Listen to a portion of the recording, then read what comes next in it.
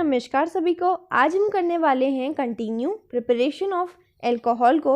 आज हम बनाएंगे एल्कोहल को फ्रॉम एल्कीन्स। तो एल्कीन से बनाने के लिए हमें करवाना पड़ेगा उसका हाइड्रेशन। तो ये एल्कीन से कैसे बनता है alcohol? Bye hydration of alkenes. अगर हमने कोई भी एल्कीन लिया है और उसका हम करवा दें हाइड्रेशन, यानी कि उसमें डाल दें वाटर, ठीक है। हाइड्रेशन का यहाँ पे मतलब है एडिशन ऑफ वाटर, और वाटर डालने से क्या हो जाएगा, हमारे पास एल्कोहल बन जाएगा। देखिए कैसे होता है ये। जैसे कि हमने ले लिया है कोई भी नॉर्मल सा alkene, CH2 double bond CH2, alkene यानी कि डबल बॉन्ड होगा, है ना। CH2 double bond CH2। अब इसमें हमने डाल दिया वाटर यानी कि HOH, है ना। HOH डाल दिया हमने, और क्या किया हमने, इसका रिएक्शन करवा दिया in presence of H ions. जब भी हम वाटर डालेंगे साथ में H आयंस भी लिखेंगे ताकि ये जो रिएक्शन है वो हमेशा बैलेंस रहे, ठीक है। अब यहाँ पर क्या होगा, H पॉजिटिव टूटेगा और ये OH नेगेटिव में टूट जाएगा। उसी तरह ये डबल बॉन्ड क्या हो जाएगा, किसी भी एक तरफ टूट जाएगा। जैसे यहाँ टूट गया, यहाँ नेगेटिव, और ये हो जाएगा पॉजिटिव हो जाएगा। अब जो नेगेटिव वाला है वो जाएगा पॉजिटिव के पास, और जो पॉजिटिव वाला है वो जाएगा नेगेटिव के पास।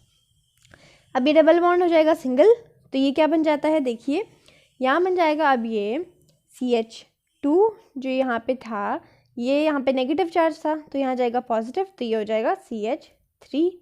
अभी डबल बॉन्ड सिंगल हो जाएगा, और CH2 जो था ये पहले CH2 अब हो जाएगा CH2OH। तो ये बन गया हमारे पास एल्कोहल, है ना, एल्कोहल। और इसका नाम क्या होगा, इसका नाम होगा, 2 कार्बन है, इथाइल ग्रुप है इसमें, और ये क्या है, एल्कोहल है। कॉमन नेम में इसका नाम हो जाएगा इथाइल एल्कोहल, और IUPAC में हो जाएगा इसका नाम इथेनॉल, ठीक है। दोनों ही नाम आपको आने चाहिए, दोनों ही तरीके से आना चाहिए। इसका एक और एग्जाम्पल देख लेते हैं। जैसे कि हमारे पास है, अगर आपके पास अभी तो आया, आपके पास दोनों तरफ एक जैसा था, है ना। यहाँ पर भी एक जो डबल बॉन्ड है उसके आसपास दोनों की जगह एक एक कार्बन थे, यानी कि इक्वल थे। अगर अलग आ गया तब आप क्या करेंगे, ध्यान से देखिए। CH3 single bond CH double bond CH2, इसका हम करवा देंगे HOH से रिएक्शन, है ना, H आयन की प्रेजेंस में। ओके, जब ऐसा केस आएगा तब आपको क्या करना है, यहाँ ध्यान दीजिए। आपको क्या करना है, ये बॉन्ड तोड़ देना है यहाँ पर, ठीक है। यहाँ तोड़ देंगे आप, और ये क्या कर देंगे, यहाँ पर इसको बनाएंगे नेगेटिव और इसे बनाएंगे पॉजिटिव। ओके, अब ये क्या हो गया, यहाँ पर H पॉजिटिव और OH नेगेटिव हो गया। अब इसे बनाते हैं। अब ये बन जाएगा CH3 CH डबल बॉन्ड, अब हो जाएगा सिंगल बॉन्ड, और CH की जगह कौन आ जाएगा, अब OH आ जाएगा। ये हो जाएगा सिंगल बॉन्ड, और ये हो जाएगा CH2 जो था अब वो बन जाएगा CH3। ये वाला जो है इधर आ गया, है ना। अब यहाँ पे ध्यान दीजिए, मैंने जो बॉन्ड तोड़ा वो कहाँ तोड़ा, इसकी तरफ तोड़ा, इस वाले कार्बन की तरफ तोड़ा। क्यों तोड़ा, मैं चाहे तो इस तरफ भी तोड़ सकती थी, है ना। मैंने ये इसलिए किया यहाँ पर क्योंकि ना यहाँ पे अभी कोई एंटी मार्कोनिकोव रूल है, ना ही मार्कोनिकोव है। तो हमें किसके हिसाब से चलना है, यहाँ पर हमें चलना है यहाँ पर CH3 ग्रुप के हिसाब से। यहाँ दिख रहा है आपको, ये क्या है, इलेक्ट्रॉन रिलीजिंग ग्रुप है ना। इलेक्ट्रॉन रिलीजिंग ग्रुप है, तो ये क्या करेगा, अपने इलेक्ट्रॉन्स को रिलीज करेगा, किस पे, CH पे, है ना। तो इससे क्या होगा, जब ये बॉन्ड टूटेगा तो CH बनेगा पॉजिटिव और CH2 बनेगा नेगेटिव। तो CH क्योंकि पॉजिटिव है, उसने बॉन्ड लूज़ किया है, तो उसे चाहिए इलेक्ट्रॉन्स की ज़रूरत है उसे। तो CH3 ग्रुप जो है उसे इलेक्ट्रॉन्स प्रोवाइड करेगा, क्योंकि वो इलेक्ट्रॉन रिलीजिंग ग्रुप है। तो इसीलिए बॉन्ड जो है CH2 की तरफ टूट रहा है, ना कि CH की तरफ। यहाँ बन गया था हमारे पास एल्कोहल, इसका नाम भी लिख लीजिए। यहाँ पे जो OH ग्रुप है वो जिस कार्बन से अटैच है वो फर्दर 2 कार्बन से है, यानी कि आइसो ग्रुप है यहाँ पे, आइसो, और टोटल कार्बन है यहाँ पे 3, propyl alcohol, iso propyl alcohol इसका नाम हो जाएगा, ठीक है। अब आता है हमारे पास इसका मैकेनिज्म, ठीक है। Explain the mechanism involved in the hydration of alkene to alcohol. ये जो क्वेश्चन है बहुत ज़्यादा इंपॉर्टेंट है, क्योंकि एग्ज़ाम में ये आने का बहुत ज़्यादा चांसेस रहते हैं। तो इसे प्लीज़ अच्छे से देखिएगा और अच्छे से प्रैक्टिस भी कीजिएगा। यहाँ ध्यान दीजिए, यहाँ पर हमने क्या किया था, हमने लिया था कोई भी एल्कीन और उसका हमने करवाया था हाइड्रेशन, यानी कि HOH हमने ऐड ऑन किया और क्या बन गया, अल्कोहल बन गया, है ना। अब हमें ये पूछ रहे हैं कि इसका मैकेनिज्म बताओ, ये ऐसा हुआ कैसे, है ना। तो हमें मैकेनिज्म बताना है इसका। तो मैकेनिज्म में हम क्या बताएंगे, CH3CH डबल बॉन्ड CH2, ठीक है। इतनी ये वाली हम ले लेंगे प्रोपीन, और प्रोपीन का हम करवा देंगे हाइड्रोलिसिस, OH नेगेटिव। पहले आपको हमेशा रिएक्शन बतानी होगी कि आप किस रिएक्शन के बेसिस पे ये आप ये मैकेनिज्म बता रहे हैं, ठीक है। तो ये रिएक्शन है CH3CH डबल बॉन्ड CH2, यानी कि प्रोपीन है ये, और प्रोपीन का हमने हाइड्रोलिसिस करा दिया और इसमें HOH और H आयंस भी ऐड ऑन हो जाएंगे यहाँ पर, ठीक है। जब हम हाइड्रेशन कराएंगे तो इसमें हम डालते हैं H2SO4, ठीक है। ये जो H2SO4 डाला है हमने, ये इसलिए डाला है ताकि ये क्या प्रोवाइड कराए, उसमें H आयंस, ठीक है। हम जो ये H आयंस एक्चुअली डाल रहे हैं, ये H आयन प्रोवाइड कौन करा रहा है, ये H2SO4 करवा रहा है, ठीक है। जब हम मैकेनिज्म लिखेंगे तो हमें पूरी बात बतानी पड़ेगी कि H2SO4 डाला था, इसकी वजह से H आयंस रिलीज हुए थे और फिर यहाँ पर क्या हुआ, रिएक्शन हुई थी। तो H2SO4 भी डालेंगे यहाँ पर और फिर हम दिखाएंगे कि क्या बन गया। अब जाके क्या बन जाएगा, अब ये CH single bond CH single bond CH3 और यहाँ पर आ जाएगा OH। कैसे हुआ ये, यहाँ पे बॉन्ड टूटेगा इसकी तरफ नेगेटिव और ये जगह पॉजिटिव। यहाँ पॉजिटिव पार्ट के पास कौन आएगा, नेगेटिव पार्ट यानी कि OH, और नेगेटिव पार्ट के पास कौन आएगा, H। तो कैसे बन गया, ये समझ में आ गया, CH और ये बन जाएगा CH3CH और CH के साथ होगा OH और CH3, यानी कि ये क्या बन जाएगा हमारे पास, आइसोप्रोपाइल अल्कोहल, ठीक है। इतना समझ में आ गया। अब इसका हम क्या करेंगे, हम इनको मैकेनिज्म दिखाएंगे कि ये कैसे हुआ। सबसे पहला स्टेप होता है इसमें फॉर्मेशन ऑफ कार्बोकैटायन। ये बात हमें पता चलेगी जब ये रिएक्शन हो जाएगी, ठीक है। सबसे पहले स्टेप में हमेशा क्या होता है, जो भी हमने रिएक्टेंट डाला है या फिर जो भी कैटलिस्ट डाला है उसका रिएक्शन होता है ना। यहाँ पर H2SO4 दिख रहा है आपको, सबसे पहले हमें इसी का दिखाना पड़ेगा कि ये किस तरह से हाइड्रोजन आयन को रिलीज करता है, ठीक है। सबसे पहले हम H2SO4 को दिखाएंगे। यहाँ देखिए H2SO4 है, ये H2SO4 जो है टूट जाएगा, ये इस तरह से टूट जाएगा।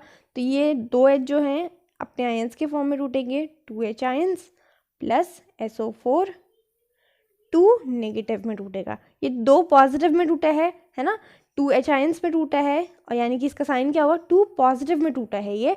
तो उसी तरह यहाँ पर भी ये, क्योंकि ये है हमारे पास बैलेंस्ड है ना, यहाँ पे कोई चार्ज नहीं दिख रहा है H2SO4 में, इसका मतलब जितना ये 2 पॉजिटिव था उतना ही ये क्या होगा, 2 नेगेटिव होगा, इसीलिए ये बैलेंस्ड है ना।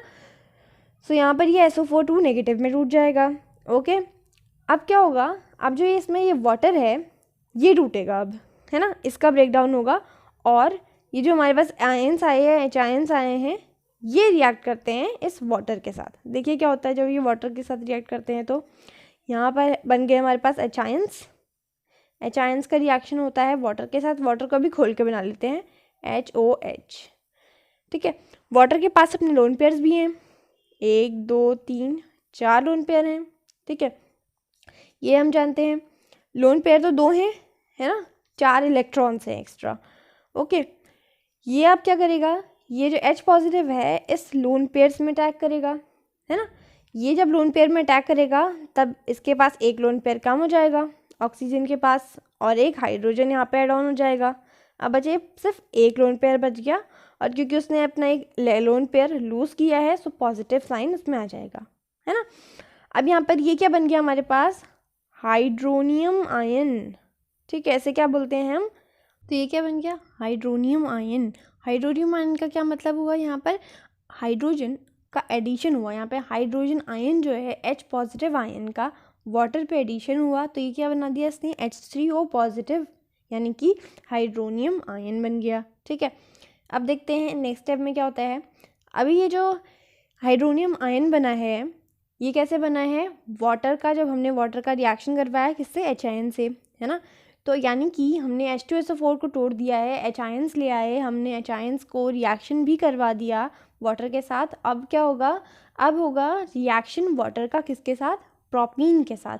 तो अब वही करेंगे हम नेक्स्ट स्टेप में, प्रोपीन लेंगे हम CH3 single bond CH2 double bond CH2, है ना, ये हमारे पास प्रोपीन। इसका रिएक्शन हम करवाएंगे हाइड्रोनियम आयन यानी कि HOH, अब यहाँ पे भी आएगा H, यहाँ पर इसके हम दिखाएंगे लोन पेयर और ये क्या है, पॉजिटिव है अभी।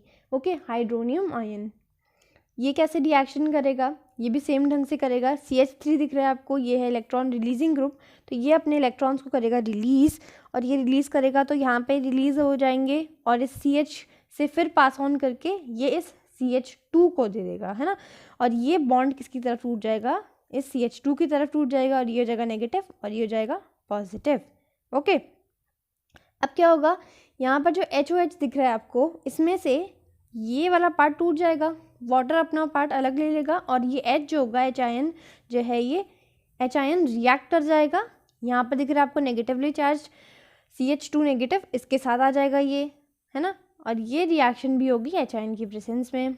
ओके, तो यहाँ पर क्या हो रहा है, ये जो H आयन है ये तो इसके साथ रिएक्ट कर जा रहा है, तो निकल कौन रहा है यहाँ पर, इतना पार्ट जो कि क्या है, वाटर है, तो वाटर निकल गया, यहाँ पर हम लिख देंगे यहाँ पे -H2O। ओके, अब जो बच गया है उसे हम लिख लेते हैं, क्या क्या बच गया है, CH3 CH2, और यहाँ पे अब जाएगा सिंगल बॉन्ड, ये जो था अब ये क्या हो जाएगा, ये पहले भी पॉजिटिव था, अब भी क्या रहेगा, पॉजिटिव हो जाएगा, है ना। अब ये देखो, इसके हम लिखेंगे ये डबल बॉन्ड है, अब ये हो जाएगा सिंगल, और इस तरह से लिख देंगे हम इसे CH2 था, ये CH3 हो जाएगा, बिकॉज यहाँ जो H आयन है उसने किससे रिएक्ट कर दिया, CH2 नेगेटिव से। ठीक है, अब यहाँ पे आपको दिख रहा होगा कैटायनिक पार्ट किस में है, ये कार्बन में है, तो कार्बन में जब कैटायन आया तो इसका नाम क्या पड़ जाता है, कार्बोकैटायन। तो हमने यही लिखा था पहले स्टेप में कि फॉर्मेशन ऑफ कार्बोकैटायन होगा। अगर आपको स्टेप्स याद नहीं रहते तो कोई फ़र्क नहीं पड़ता है, अगर आपको मैकेनिज्म याद है तो आपको खुद ही पता चल जाएगा कि कब क्या बन रहा है। अभी फर्स्ट स्टेप में क्या बन गया, फॉर्मेशन ऑफ कार्बोकैटायन, जो कि हमारा फर्स्ट स्टेप था, फॉर्मेशन ऑफ कार्बोकैटायन। ठीक है, ये कार्बोकैटायन बन गया। अब क्या होगा, ये अभी इस पर कैटायनिक पार्ट है और बचा क्या है, H2O है। अब ये दोनों क्या करेंगे, रिएक्ट कर जाएंगे। तो सेकेंड स्टेप होता है फॉर्मेशन ऑफ प्रोटोनेटेड एल्कोहल। ये कैसे बनेगा, यहाँ देखिए, CH3 जो हमारे पास कार्बोकैटायन है, CH positive single bond CH3, ये रिएक्ट करेगा किससे, वाटर से। वाटर को हम खोल के दिखा देंगे, HOH, इसके हम दिखा देंगे लोन पेयर, और यहाँ पर हम दिखाएंगे रिएक्शन इसकी। अब क्या होगा, ये जो CH पॉजिटिव है पार्ट, इसमें कौन जाएंगे, ये जो HOH है इसके पास आपको दिख रहे होंगे लोन पेयर है, तो लोन पेयर्स क्या हैं, यहाँ जा सकते हैं। ठीक है, ऑक्सीजन के पास लोन पेयर है तो वो पॉजिटिव है उसके पास, यानी कि उसके पास बॉन्ड की कमी है अभी, है ना, एक बॉन्ड की कमी है उसके पास। तो ये बॉन्ड की कमी कौन पूरी करेगा, वाटर करेगा, क्योंकि उसके पास ऑक्सीजन है और ऑक्सीजन के पास लोन पेयर ऑफ इलेक्ट्रॉन है। तो ये जब इधर लग जाएगा तो अब ये देखिए कैसे दिखेगा, अब ये हो जाएगा CH3 CH single bond CH3। अब ये CH में कौन आ जाएगा, वाटर लग जाएगा। यहाँ पे देखिए वाटर कैसे लगेगा, HOH, है ना। तो ये देखिए, ये जो ऑक्सीजन है यहाँ पर, ये इसके पास अब बच जाएंगे सिर्फ एक लोन पेयर, इसने अपना एक बॉन्ड लूज़ कर चुका है, तो यहाँ पे पॉजिटिव साइन आएगा। लोन पेयर से लूज़ कर दिया है तो पॉजिटिव साइन आएगा। ठीक है, अब ये बन गया हमारे पास। अब बस हमारे पास ये अल्कोहल जैसा ही दिख रहा है ना, अल्कोहल जैसा ही दिख रहा है, बस इसमें एडिशन क्या है, इसमें एडिशन है इसमें कि यहाँ पर एक H आयन हमें दिखाई दे रहा है। अगर ये H आयन ना होता, ये प्रोटॉन इसमें ना होता, तो ये क्या होता, अल्कोहल होता। इसीलिए इसका नाम क्या है, प्रोटोनेटेड एल्कोहल है, क्योंकि यहाँ पर ये है तो पूरा ही एल्कोहल, बट इसमें एक्स्ट्रा क्या है, ये प्रोटॉन यानी कि H आयन, प्रोटोनेटेड एल्कोहल इसलिए हम बोल रहे हैं इसको। तो ये क्या बन गया हमारे पास, फॉर्मेशन ऑफ प्रोटोनेटेड एल्कोहल। अब नेक्स्ट स्टेप में क्या होगा, हमें ये प्रोटॉन का रिमूवल करना है, तो नेक्स्ट स्टेप क्या होगा, डीप्रोटोनेशन, क्योंकि हम इसमें प्रोटॉन को हटाएंगे। नेक्स्ट स्टेप में क्या होगा, देखिए CH3 CH जो पहले था उसे हम एज इट इज लिख देंगे। यहाँ पर ये जो H है और यहाँ पे था, अभी इसमें पॉजिटिव चार्ज था। ठीक है, अब ये क्या करेगा, ये जो अपना बॉन्ड था हाइड्रोजन, ये हाइड्रोजन क्या करेगा, बोलेगा कि तू कि अनस्टेबल हो रहा है ना। वाटर की जो ये ऑक्सीजन है उसे बोलेगा कि हम अनस्टेबल हो रहे हैं, इसके वजह से ये H जो होगा ये अपने बॉन्ड को छोड़ के चला जाएगा, यानी कि ये बॉन्ड टूट जाएगा।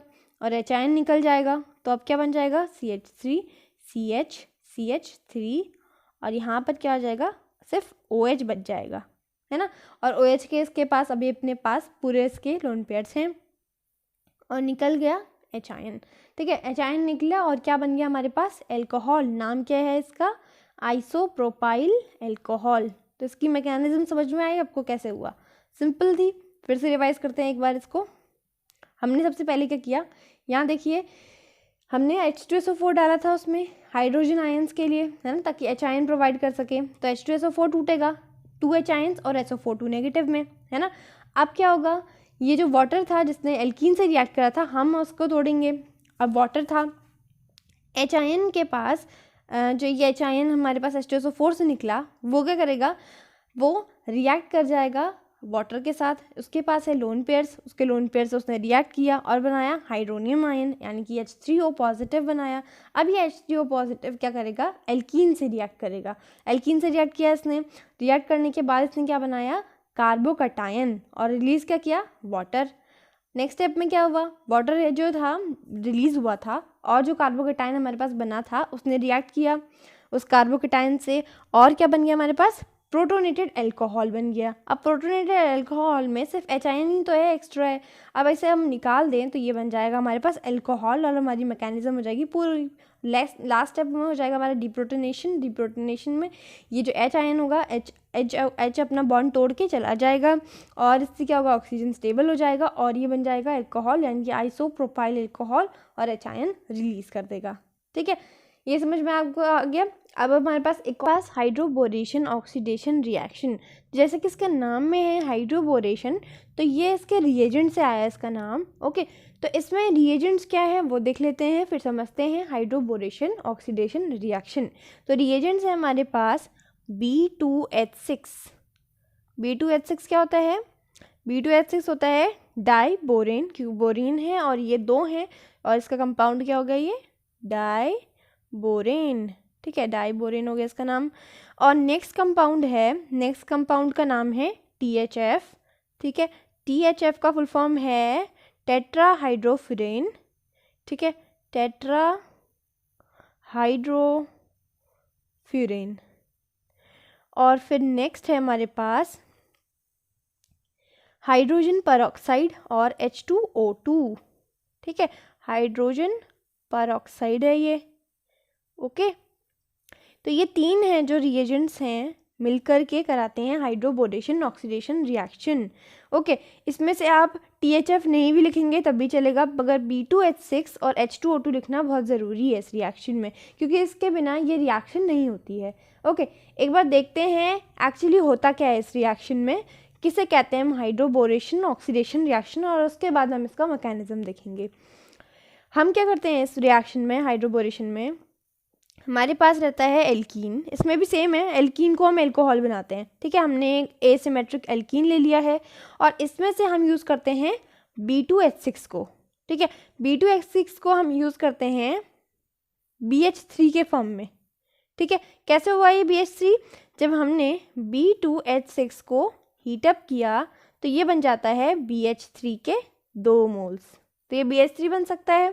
ठीक है, तो हम इसे जब रिएक्शन में यूज़ करते हैं तो BH3 के फॉर्म में यूज़ करते हैं, B2H6 के फॉर्म में नहीं करते हैं।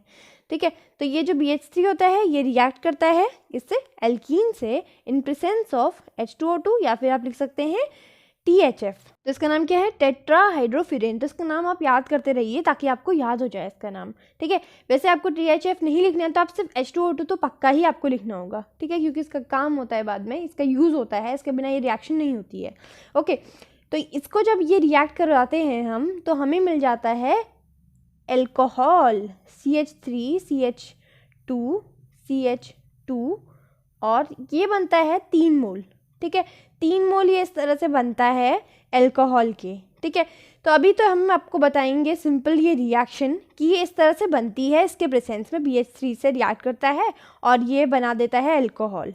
बट इसका जो है मैकेनिज्म है हमारे पास, हमें इसका मैकेनिज्म पढ़ना है कि ये रिएक्शन ऐसे होती कैसे। अगर आपको कोई सिंपल हाइड्रोबोरेशन ऑक्सीडेशन रिएक्शन पूछेगा तो आपको ये रिएक्शन लिख देनी है कि जब एल्कीन रिएक्ट करता है BH3 से तो BH3 in presence of H2O2 या फिर THF reacts with alkene and gives 3 moles of alcohol. तो यहाँ पर हम एल्कीन से अल्कोहल बनाते हैं किसकी हेल्प से, हाइड्रोबोरेशन ऑक्सीडेशन रिएक्शन।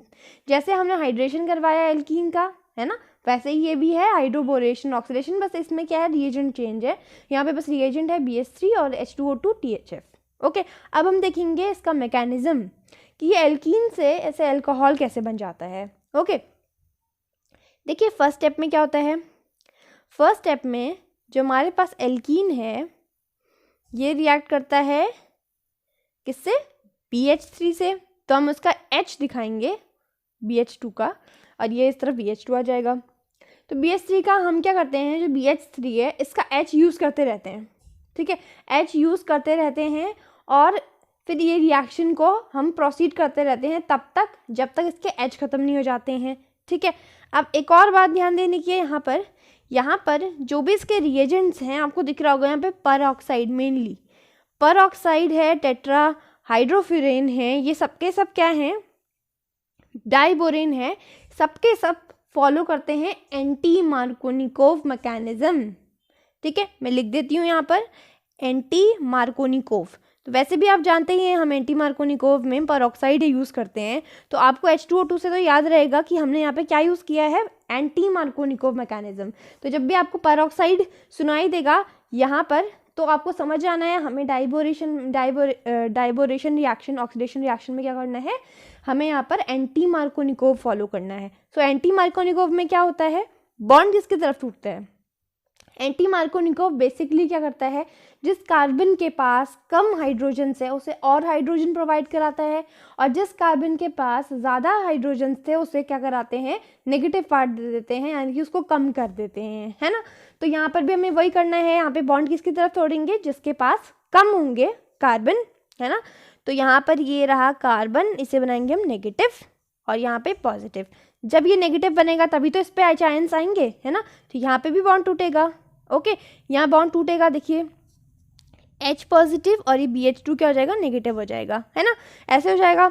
अब क्या होगा नेक्स्ट स्टेप में अब जो नेगेटिव पार्ट है वो पॉजिटिव के पास जाएगा, और जो पॉजिटिव पार्ट है वो नेगेटिव के पास जाएगा। देखिए कैसी बन जाएगी अब ये CH3CH। अब यहाँ पे क्या हो जाएगा, ये बॉन्ड टूट चुका है ना, नेगेटिव पार्ट आ चुका है, तो ये हाइड्रोजन तो यहाँ जाएगा। अब ये हो जाएगा CH2, अभी डबल बॉन्ड सिंगल, और यहाँ पे CH2 है, तो ये CH2 किसके पास जाएगा, BH2 के पास, तो यहाँ पे BH2 आ जाएगा इधर, यानी कि ये बन जाएगा अब CH2, यहाँ पर BH2, ठीक है। तो ये बन जाता है जब हम करवाते हैं एल्कीन का BH2 से रिएक्शन, ठीक है। अब क्योंकि मैंने बोला आपको ये एंटी मार्कोनिकोव मैकेनिज्म फॉलो कर रहा होगा, तो हमने इसमें परऑक्साइड डाला, नहीं डाला तो कौन डालेगा, H2O2, तो यही प्रोवाइड कराएगा इसको एंटी मार्कोनिकोव मैकेनिज्म, ठीक है। आप THF भी लिख सकते हैं इसके साथ, या H2O2 भी लिख सकते हैं, सिर्फ H2O2 से भी आपका काम बन जाएगा। ओके, अब देखिए नेक्स्ट स्टेप में क्या होता है, जो हमारे पास ये एल्कीन बना है ना, देखिए यहाँ पर ये जो बना हुआ है BH2, अभी यहाँ पे आपको दिख रहा होगा कि यहाँ पर अभी भी कितने, इस BH2 में 2 हाइड्रोजन है, तो अभी इसकी रिएक्शन 2 बार तो और होगी, समझ में आ रहा है ना आपको। अब देखिए नेक्स्ट स्टेप में क्या होता है, नेक्स्ट स्टेप में CH3CH CH2, हम यहाँ पे फिर से एल्कीन लेंगे। एल्कीन हम तब तक लेंगे जब तक इस BH2 के H नहीं जाएंगे, समझ रहे हैं ना आप। तो यहाँ पर हमने क्या किया है, फिर से हमने अब BH2 जो है, BH2 था ना, उसका हम फिर से एक H दिखाएंगे, H को ही तो हमें निकालना है बार बार। फिर यहाँ पर हम क्या कराएंगे, CH2 जो बच गया हमारे पास, CH2 CH2 CH3, इनका रिएक्शन फिर से H2O2 और THF के साथ। अब क्या बन जाएगा, यहाँ पर ये बॉन्ड किसकी तरफ टूटेगा, जिसके पास कम हाइड्रोजन है, ठीक है। एंटी मार्कोनिकोव में आपको बस क्या करना है, बॉन्ड उसकी तरफ तोड़ देना है जिसके पास कम हाइड्रोजन है, और मार्कोनिकोव में जिसके पास ज़्यादा हाइड्रोजन है उसकी तरफ। इतना ही करना है आपको एंटी और मार्कोनिकोव में। ओके, तो यहाँ पर चलते हैं, यहाँ पर हमने बॉन्ड तोड़ा, अब ये हो गया है पॉजिटिव और ये वाला हो गया है नेगेटिव। ओके, ये वाला भी क्या हो जाएगा, अब ये हो जाएगा पॉजिटिव और ये वाला हो जाएगा नेगेटिव। अब पॉजिटिव को पॉजिटिव के पास और नेगेटिव को नेगेटिव के पास भेजेंगे, है ना। ये जाएगा यहाँ पर और ये CH2 जो ये BH इतनी बड़ी ये चेन है, ये इसके साथ अटैच हो जाएगा, है ना। अब देखिए कैसे दिखती है, CH3 CH2 CH2 BH।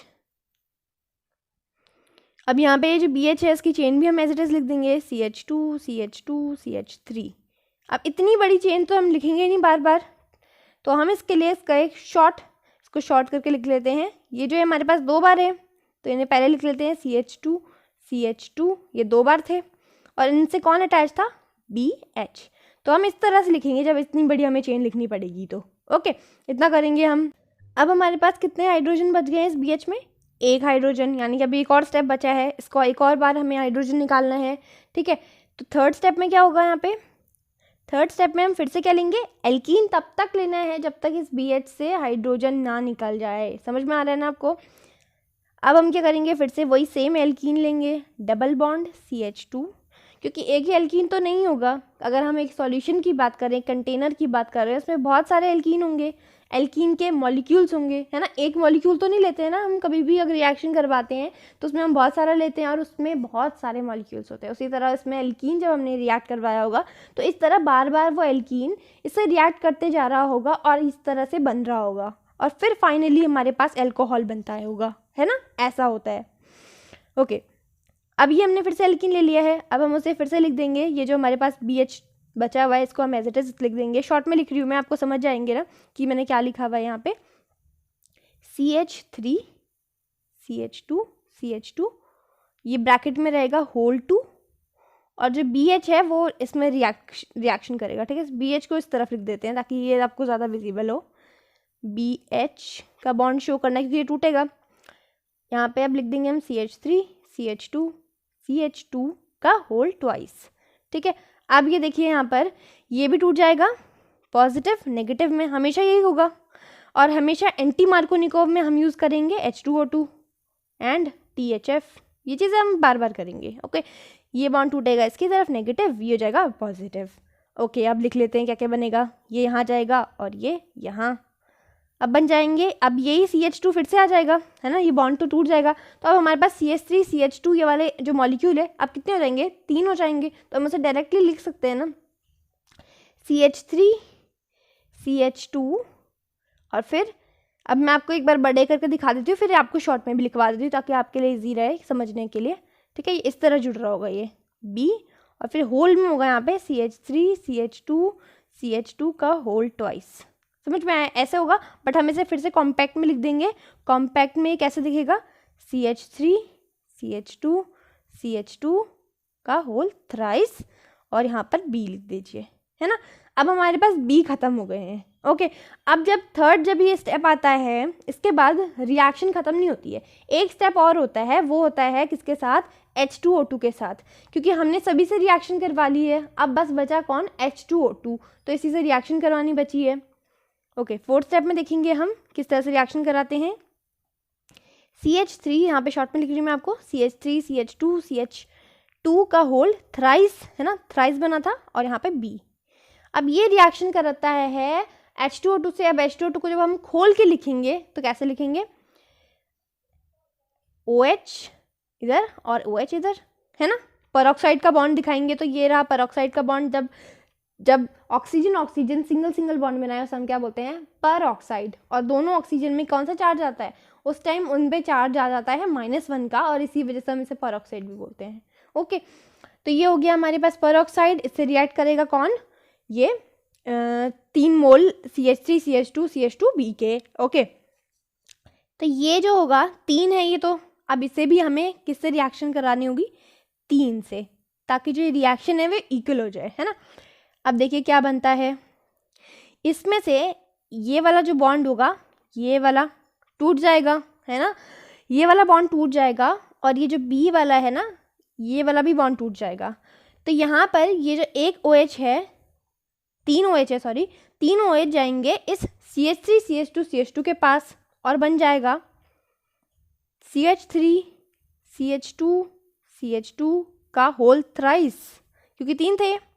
अब OH भी आ गए हैं, है ना, तो OH का भी क्या बनेगा अब, होल थ्राइस, तो हम इसे साथ में लिख सकते हैं, का होल थ्राइस यहाँ पे, 3 मोल बन जाएंगे तीनों के, इसलिए हमने कॉम्पैक्ट फॉर्म में इसे लिख दिया। अब बचा कौन कौन, बी बच गए 3 मोल ओ के, 3 मोल एच के बच गए। तो इनका जो कंपाउंड बनता है ये आपने पहले भी पढ़ चुका है, फिर भी लिख देती हूँ मैं यहाँ पर। इसका कंपाउंड बनता है H3, 3 H है, फिर B और फिर O3, H3BO3। या फिर आप इसे लिख सकते हैं इस तरह से, जो B होता है OH के साथ मिल जाता है 3 मोल OH के साथ, और B और OH का होल थ्राइस बनाता है, या फिर जब उसे खोलते हैं तो ये बनता है H3BO3 which is boric acid. ठीक है, which is boric acid.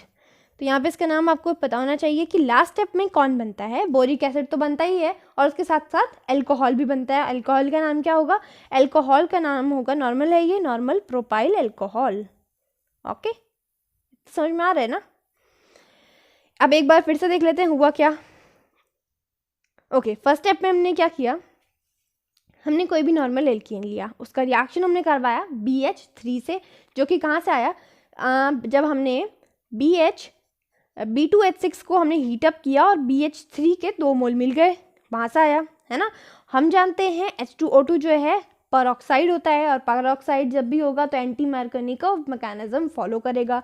So anti Markovnikov की वजह से जो गरीब वाला है उसकी तरफ बॉन्ड टूटा, ये वाला नेगेटिव चार्ज उसके तरफ आया, और इससे क्या हुआ, इससे हमारा यहाँ का H है ये यहाँ आया और BH2 इधर आया, तो ये बन गया हमारे पास। नेक्स्ट स्टेप में हम क्या करेंगे, फिर से इसका हाइड्रोजन दिखाएंगे, जब तक इसके पास हाइड्रोजन है BH2 के पास तब तक हम इसका हाइड्रोजन तोड़वाते रहेंगे, है ना, और डालेंगे क्या, H2O2 साथ में हमेशा डालते रहना है हमें, H2O2 और उसके साथ THF। ओके, THF नहीं लिखेंगे तब भी काम बन जाएगा, बस H2O2 लिखना is must. Okay, so CH3CH2 alkene हमें फिर से लेना है जब तक इसके BH के पास हाइड्रोजन है, फिर से हमने लिया और ये बन गया हमारे पास BH। अब बनाएगा 2 मोल CH3CH2 के। नेक्स्ट स्टेप में क्या होगा, फिर से क्योंकि अभी एक और है अभी हाइड्रोजन, तो थर्ड स्टेप भी होगा, तो थर्ड स्टेप में हमारे पास 3 मोल बन जाएंगे, है ना इसके, और 3 मोल बनेंगे बोरोन, ये जो बोरोन है इसके साथ आ जाएगा। अब नेक्स्ट स्टेप में क्या होगा, अब हाइड्रोजन नहीं है, अब क्या होगा, ये H2O2 आता है रोल में, और ये H2O2 OH जो होगा इसका B जो है B इस OH के साथ जाता है और बनाता है BOH होल थ्राइस, या फिर H3BO3 बनाता है। और लास्ट स्टेप में जो ये हमारे पास CH3CH2 प्रोपेन है, प्रोपेन रिएक्ट करता है OH से और बना देता है 3 मोल यानी कि एन प्रोपाइल अल्कोहल के, और ये बन जाता है बोरिक एसिड BOH3 का होल थ्राइस। इतना समझ में आया आपको, ओके, इतना क्लियर है। अब एक और चीज़ बच गया है इस प्रिपरेशन ऑफ अल्कोहल में, विच इज़ अब हम बनाएंगे फ्रॉम 1 डिग्री अमीन। तो 1 डिग्री अमीन से हम अल्कोहल कैसे बनाएंगे, ये बच गया है अब प्रिपरेशन ऑफ अल्कोहल में। सो जनरल रिएक्शन देखिए इसकी, जनरल रिएक्शन में कैसे होता है, हम 1 डिग्री अमीन को रिएक्ट करवा के अल्कोहल बनाते हैं। ठीक है, 1 डिग्री अमीन लिया हमने RNH2, 1 डिग्री है यानी कि सिर्फ एक से ही बॉन्ड बनाएगा, 1 डिग्री है। हम इसको अल्कोहल बनाने के लिए यूज़ करते हैं इसमें HONO। तो HONO हमने पहले भी यूज़ किया है, जब हम बना रहे थे डायज़ोनियम सॉल्ट्स, तब भी हमने यूज़ किया था, याद है आपको। ठीक है, तो HONO का यूज़ तब भी किया था, इसलिए आप कोरिलेट करेंगे तो याद हो जाएगा आपको। तो हमें क्या करना है, नाइट्रस एसिड जिसे हम कहते हैं HONO, इसे डालते हैं RNH2 यानी कि 1 डिग्री अमीन के साथ। तब क्या होता है, ये जो R होता है, R रिएक्ट करता है OH नेगेटिव पार्ट से इसमें, और ये बन जाता है ROH यानी कि अल्कोहल। ठीक है, अब बच गया NH2 और NO। तो ये N और ये N अपना सबसे स्टेबल प्रोडक्ट यानी कि नाइट्रोजन गैस बना के बाहर हो जाएंगे, N2। और बच गया अब 2 मोल, ये 2 H2 हाइड्रोजन बच गए और 1 ऑक्सीजन, H2 और O बच गए तो हमेशा बनाएंगे वाटर। ठीक है, तो ये बन जाता है जब हम करते हैं RNH2 का रिएक्शन HONO से, तो यानी कि इससे भी बन रहा है अल्कोहल, तो ये भी हम कर सकते हैं।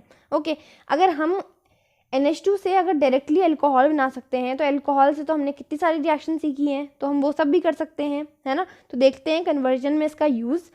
पहला है कन्वर्जन में, मिथाइल अमाइन को हमें बनाना है मिथाइल क्लोराइड। ठीक है, अमाइन ग्रुप को हमें किससे चेंज करना है, क्लोराइड से चेंज करना है। ओके, ये देखिए ये होता है हमारे पास मिथाइल अमाइन, और इसे हमें कन्वर्ट करना है CH3Cl से। तो इसे कैसे करेंगे हम, हमें पता है हम अल्कोहल अगर बना सकते हैं तो अल्कोहल से हम क्लोरीन बना सकते हैं, इजी है।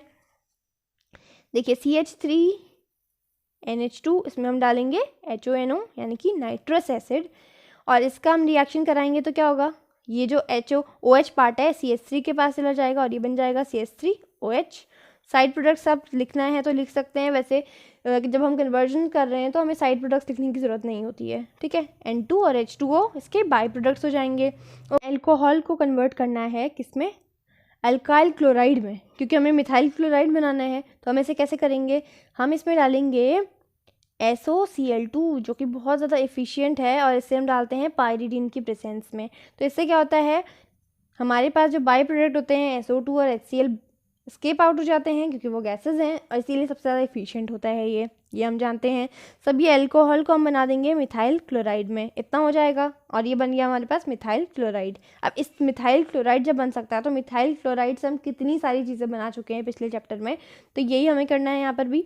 अब यहाँ पे देखिए नेक्स्ट कन्वर्जन हम आपसे ये पूछी जा सकती है कि मिथाइल अमाइन से, मिथाइल अमाइन को हमको कन्वर्ट करना है किसमें, इथेन नाइट्राइट में। इथेन यानी कि 2 कार्बन, CH2 CH3CN यानी कि नाइट्राइट ग्रुप, इसमें हमें कन्वर्ट करना है किसको, मिथाइल अमाइन को, CH3NH2 को, है ना।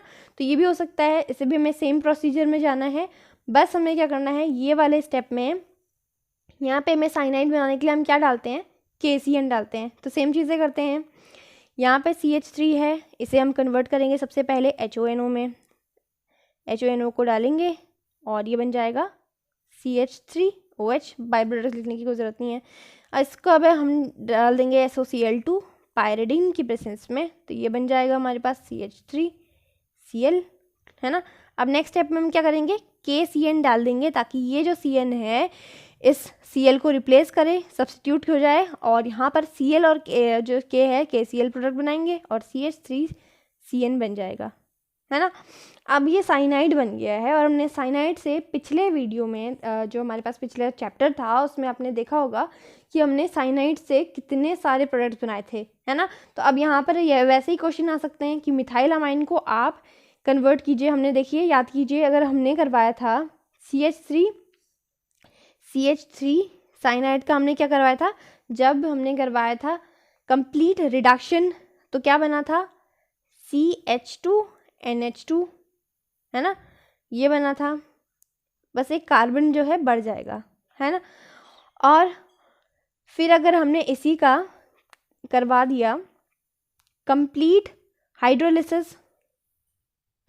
हाइड्रोलिसिस यानी कि डाइल्यूट HCl के प्रेजेंस में, अगर हमने करवा दिया इसका हाइड्रोलिसिस डाइल्यूट HCl के प्रेजेंस में, तब क्या हो जाता है, ये CH3COOH यानी कि एसिटिक एसिड हमारे पास बन जाता है ना। तो एसिटिक एसिड बनता है, अमाइड भी बनता है ना। हमने अगर इसी का करवा दिया पार्शियल हाइड्रोलिसिस, तो पार्शियल हाइड्रोलिसिस से क्या होता है, हम कंसंट्रेटेड HCl इसमें डालते हैं और बन जाता है हमारे पास CH3CONH2, है ना। तो यही है, मिथाइल अमाइन को इथाइल अमाइन में कन्वर्ट करना है, और ये मिथाइल अमाइन को एसिटिक एसिड में अगर कन्वर्ट करना है तो हम इस तरह से करेंगे। क्या करेंगे, हम इसी प्रोसीजर में जाएंगे, और यहाँ से हम इसका कंप्लीट रिडक्शन कैसे करवाते हैं, LiAlH4 डाल के। फिर अगर हमने कंप्लीट रिडक्शन करा दिया तो क्या बन जाता है हमारे पास, CH3CH2NH2। अगर हमने डाल दिया कंसनट्रेटेड तो क्या बन जाता है, कंसनट्रेटेड HCl, तो ये बन जाएगा CH3CH2NH2CONH2। इतना ही है बस, है ना। और कंप्लीट हाइड्रोलिसिस तो एसिटिक एसिड हमने बना चुका है। तो इसी तरह आपको करना है, और ये बन जाएगा आपका, ये आपका हो जाएगा होमवर्क। ये आप खुद कीजिएगा, पूरा स्टेप आप खुद कीजिएगा। उसके बाद इसका कंप्लीट हाइड्रोलिसिस कराना है या रिडक्शन कराना है, या फिर आपको पार्शियल हाइड्रोलिसिस कराना है, उस हिसाब से आप ये कर सकते हैं। तो आपको समझ में आ रहा है ना कि क्वेश्चन किस तरह से फ्रेम होंगे। आपको बस एक नॉर्मल सा स्टेप आना चाहिए, और उससे आप फिर खुद ही आप अपना क्या कर सकते हैं, कन्वर्जन कर सकते हैं, ठीक है। अब जिसने ये जो कंप्लीट हाइड्रोलिसिस साइनाइड का आपने नहीं देखा है, तो सब्स्टिट्यूशन ऑफ साइनाइड देख लीजिए आप, तो उसमें आपको समझ में आ जाएगा ये किस तरह से होता है, पार्शियल हाइड्रोलिसिस, कंप्लीट रिडक्शन, है ना, और कंप्लीट हाइड्रोलिसिस किस तरह से होता है, और उससे किस तरह से बहुत सारे अलग अलग स्टेप्स जो है हमारे पास न्यू प्रोडक्ट हमारे पास बन जाते हैं, और आपको कन्वर्जन में इससे बहुत ज़्यादा ईजी होगा, ठीक है। सो आज के लिए इतना ही करेंगे, बाकी नेक्स्ट वीडियो में। अगर आपको ये वीडियो बहुत अच्छा लगा, हेल्पफुल लगा, तो प्लीज़ लाइक कीजिएगा, शेयर कीजिएगा अपने दोस्तों के साथ एंड कमेंट कीजिएगा। अगर आपको डाउट है तब भी कीजिएगा एंड सब्सक्राइब द चैनल। अगर आप चाहते हैं मेरे चैनल के जो अपडेट्स हैं आप तक पहुँचे, तो आप बेल आइकन भी प्रेस कर सकते हैं। Thank you and good bye.